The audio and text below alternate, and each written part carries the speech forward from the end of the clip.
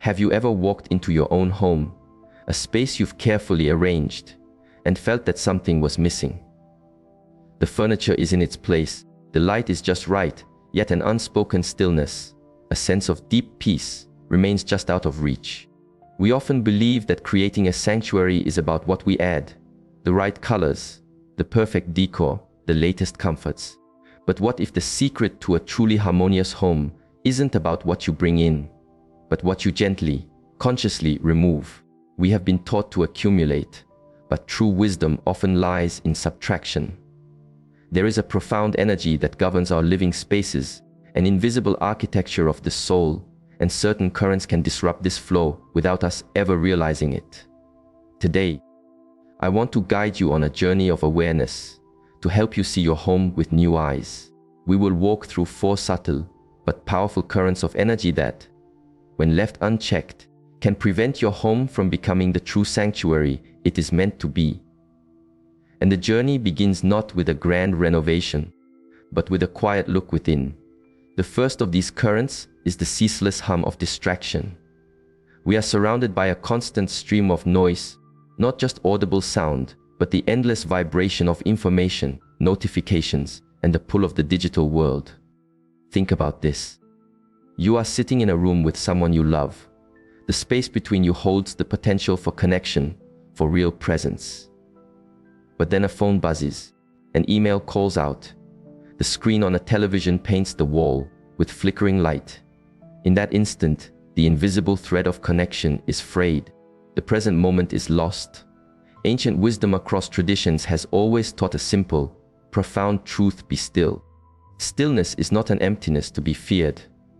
It is the fertile ground from which awareness grows. How can you hear the subtle whispers of your own heart if your attention is perpetually scattered to the winds of 1,000 digital demands? Imagine your mind is a deep, clear lake. When the surface is calm, you can see all the way to the bottom. You can perceive its depths, its mysteries, its life. But constant distraction is like a relentless wind that never ceases, whipping the surface into a frenzy of countless ripples. With so much motion, all you can see is the turbulent surface. The depths remain hidden. Many of us have unintentionally allowed this perpetual storm into our homes. We have mistaken the constant motion of entertainment for genuine joy, the flood of information for real wisdom. Ask yourself, does the atmosphere in your home encourage quiet reflection? Or does it demand constant engagement? Does it create spaces for conversation, for being, or does it fill every empty moment with sound and light? This is not about rejecting the tools of the modern world.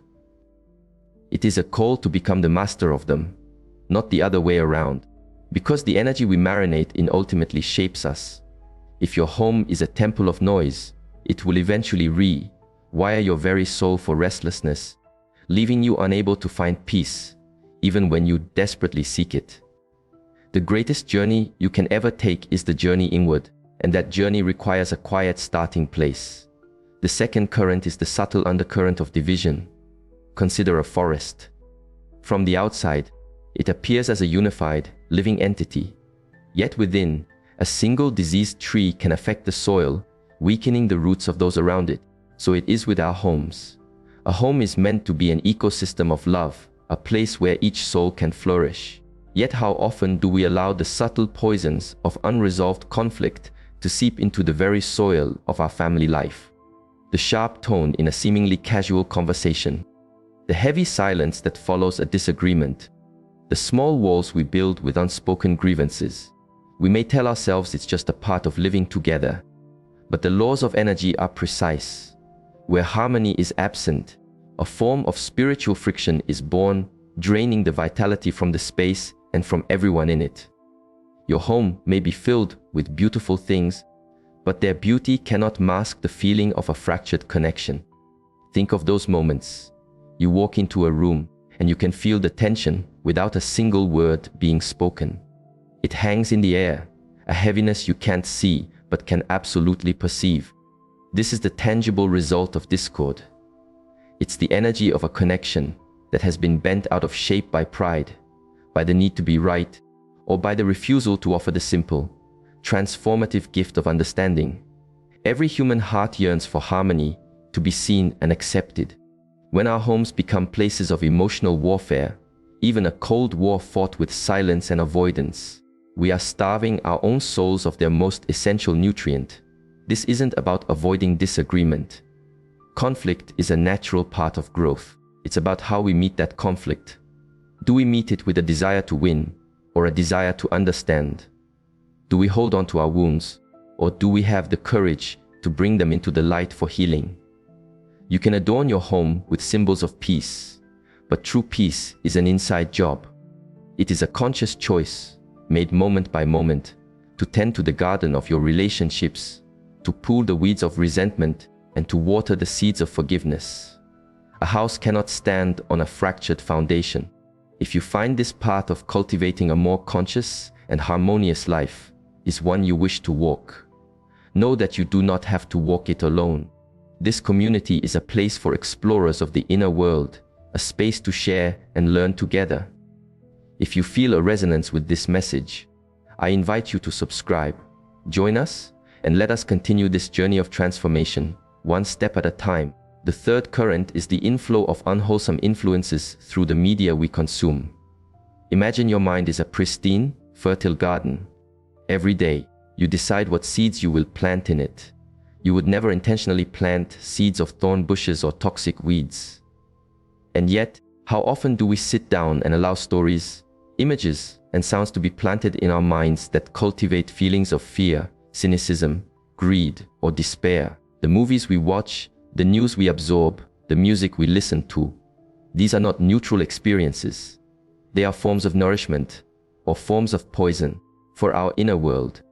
The screen in your living room is a portal, and with every choice to press play, you are choosing what kind of energy you invite through that portal and into your sanctuary. Timeless wisdom from many paths instructs us to guard the gateways of our senses. Think about the feeling after you watch a truly inspiring film, one filled with courage and compassion. You feel uplifted, expanded. Now contrast that with the feeling of emerging from 2 hours of cynical, violent, or degrading content. You may feel a subtle drain, a quiet residue of heaviness. We tell ourselves, it's just entertainment, but the subconscious mind does not make that distinction. It absorbs the patterns, the attitudes, the emotional frequencies of what it is shown. Repetition creates familiarity, and familiarity slowly shapes our perception of what is normal and acceptable. We are being conditioned, one episode at a time. What you consistently behold, you are on a path to becoming. This is not a call to shelter yourself from the world. It is an invitation to become a deeply conscious gatekeeper of your own mind and home. Does what you consume leave you with a greater sense of peace and a deeper connection to your own humanity? Or does it leave you feeling more agitated, more numb, more disconnected? You have the power to choose. Every choice to turn away from that which diminishes the human spirit is an act of profound self-respect. It is an affirmation that your inner peace is more valuable than cheap entertainment. The fourth and final current is the lure of spiritual shortcuts. In a world of instant gratification, it is natural to seek immediate answers to life's deepest questions. This can lead us to explore realms of thought and energy that, while alluring, are not grounded in tested, foundational wisdom. Think of it as a casual fascination with getting a glimpse behind the curtain of reality.